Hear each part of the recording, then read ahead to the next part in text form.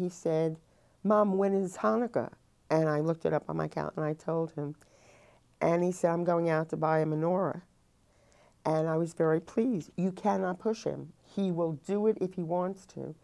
When I went out there, I was out there about 4 or 5 weeks ago, and he said to me, I would like you to make potato pancakes for me. Both my mother and my mother-in-law made outstanding potato latkes. And that was a tradition. You know, when my mother was no longer alive, my mother-in-law was always making them for us. When I came out there, he said, Mom, don't forget to bring your recipe.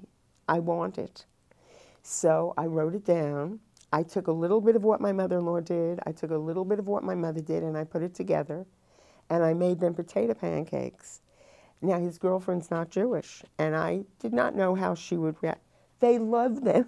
He said, I can't wait to make them again.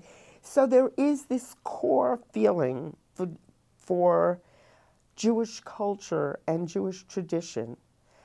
Is he religious? Does he go to temple? No.